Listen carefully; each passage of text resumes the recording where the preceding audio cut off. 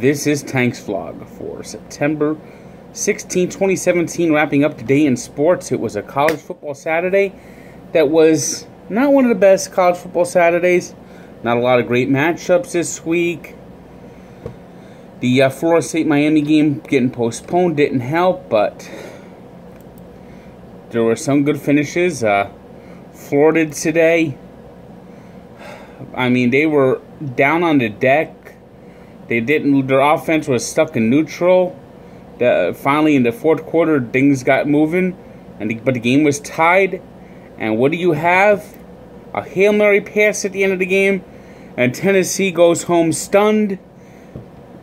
I don't know what they were doing on that play defensively at the end of the game.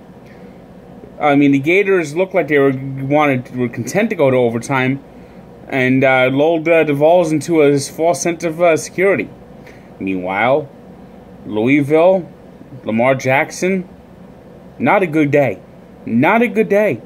I mean, Clemson showed why they're defending national champions. They just went into Kentucky and just throttled the Cardinals. Alabama won today easily. Oklahoma won easily. But USC at number 4, they struggled. I mean, that offense was sleepwalking most of the game. Texas took a lead with 45 seconds left, but Sam Darnold got them in the field goal range, tied the game, and Trojans won in overtime. And I think they're fortunate to escape that game. Penn State clobbered Georgia State. Washington won easily. Michigan struggled with Air Force. Ohio State had a tough time for a while with their Army. So it's the service academies went into Big Ten country today and had a good showing. But they both lost. But I mean, you play Michigan and Ohio State, you're gonna lose if you're the service academies. But they played competitively, so they should be proud of that at least. Oklahoma State just crushed Pittsburgh. Mason Rudolph, now he's got his name in the Heisman consideration. I mean, if the Oklahoma State and Oklahoma both go in their game undefeated, Bedlam is going to be brought to a whole new level this year. LSU, I guess it wasn't Les Miles was the problem. They laid a Les Miles style egg in Mississippi State today. Oh! Nick Fitzgerald marched the Bulldogs up and down the field, and then just an absolute beatdown. Georgia beat Samford. I mean, and a big upset of the day, San Diego State upending Stanford. Baseball. Cleveland Indians have now officially clinched the Central Division. So now their focus is going to be trying to get that home field advantage. They're going to be battling the Astros for the end for that, probably. Yankees and Red Sox both won, so they kept pace. Angels gained the ground on the Twins for the wild card, so that's getting tighter. Cubs beat the Cardinals. Brewers lost, so the Cubs leads a little, extended their lead a little bit. The Dodgers, now it looks like they're back on track. They won a 4th straight, beating the Nationals again. So baseball stretch drive is, things are starting to shake out, and we're going to see who's going to be the 10 teams that make the playoffs very soon. Today's, before we get to the football Sunday preview, let's take a look at today's 3 stars. Mason Rudolph, who threw for nearly 500 yards and 5 touchdowns in Oklahoma State's crushing win of Pittsburgh. Zach Greinke, who allowed just 2 hits in 8 innings as the Diamondbacks beat the Giants. And Josh Jackson, who had 5 touchdowns for Virginia Tech in their win over East Carolina. Today's birthday shout-out goes to Alex Ovechkin, the player who shows up in the regular season but always disappears come playoff time. It's also the 25th birthday of Jose Ramirez, who is a major part of that Indian 22-game winning streak. And today we take a look back at Reggie Jackson hitting his 500th home run, one of the craziest stats of all time. September 17th, 1984, Reggie Jackson hits his 500th home run as a member of the Angels against Kansas City. 17 years earlier, exactly 17 years earlier, at the same stadium as a member of Kansas City, Reggie Jackson hit his first career home run against the Angels.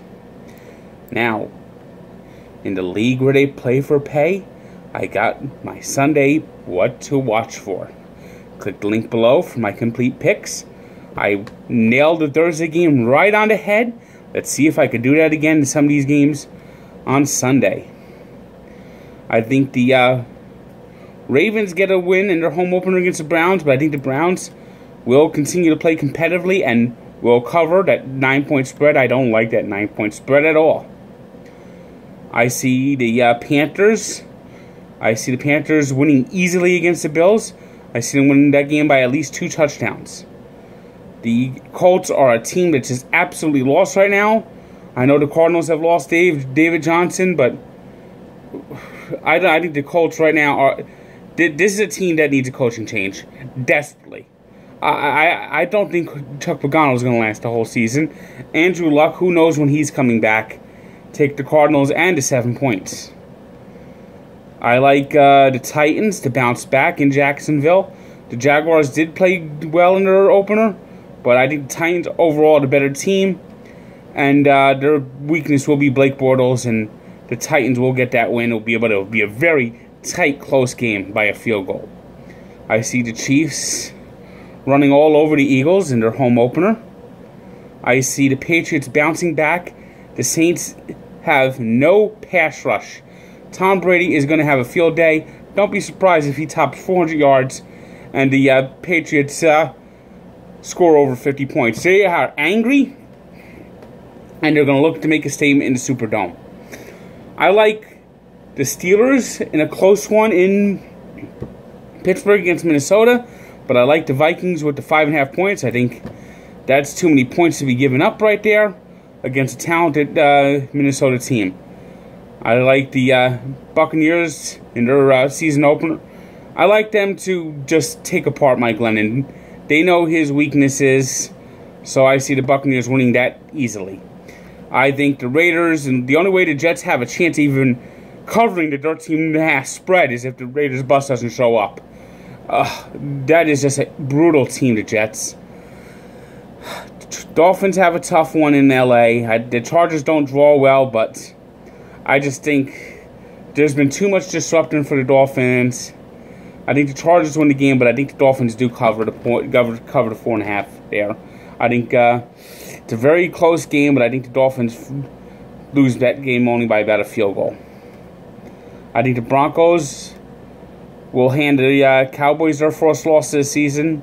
That no-fly zone defense will cause problems for Dak Prescott.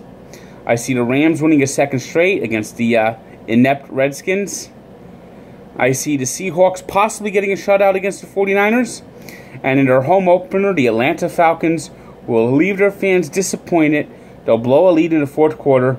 Packers win that game outright and spoil the Sunday night opener for Mercedes-Benz Stadium. That's our Sunday preview for the NFL. So check out below, read the story, read more, and then see how I do. See how you do against me. Pick against me. I'd love to see you challenge me in my picks. And it's, as always, go on mybookie.ag. That's who our great sponsor is for these pick segments. And just challenge me. See if you could beat me. Send me your picks. I'd love to see if you could beat me. Good day.